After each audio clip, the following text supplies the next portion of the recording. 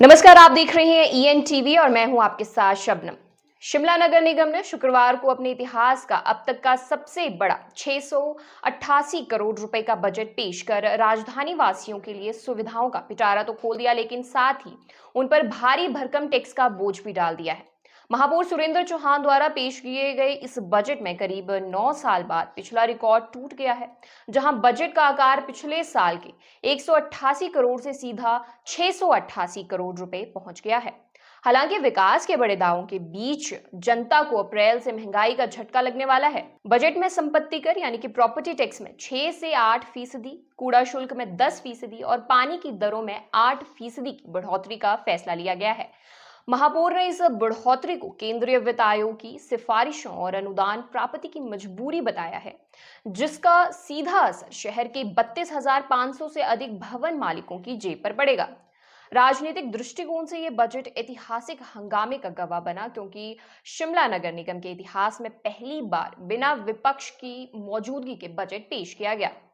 भाजपा पार्षदों ने महापौर और उप महापौर के कार्यकाल के विस्तार को असंवैधानिक बताते हुए सदन में जमकर नारेबाजी की और वॉकआउट कर दिया। भाजपा का तर्क था कि जिस विधेयक के आधार पर कार्यकाल बढ़ाया गया है, उसे अभी राज्यपाल की मंजूरी नहीं मिली, इसलिए बजट सत्र ही अवैध है। सदन में स्थिति उस समय और भी अजीब हो गई जब बजट भाषण के दौरान सत्ता पक्ष यानी कि कांग्रेस के भी करीब आधा दर्जन पार्षद कुछ देर के लिए सदन से बाहर चले गए। हंगामे के बीच महापौर ने 2 घंटे 17 मिनट तक खड़े होकर 67 पन्नों का बजट भाषण पढ़ा और दावा किया कि आय के नए स्रोत विकसित कर बजट का आकार बढ़ाया गया है। बजट की प्रमुख घोषणाओं में शहर के बुनियादी ढांचे को हाईटेक बनाने पर जोर दिया गया है।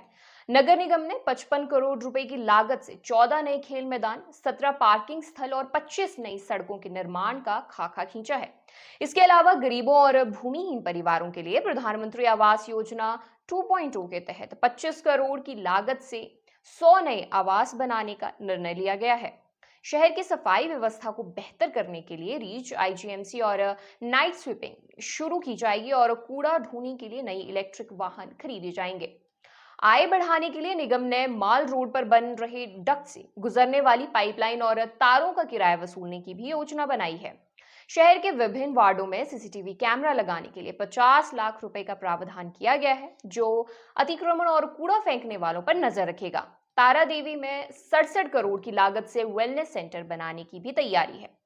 महापौर ने भरोसा दिलाया है कि इस बार का बजट केवल आंकड़ों का खेल नहीं है, बल्कि इसमें की गई हर घोषणा धरातल पर उतरेगी। हालांकि एक और जहां शहर को चमकाने के लिए करोड़ों की योजनाओं का ऐलान हुआ है, वहीं दूसरी ओर बुनियादी सुविधाओं के लिए आम आदमी को अब पहले से ज्यादा दाम चुकाने होंगे।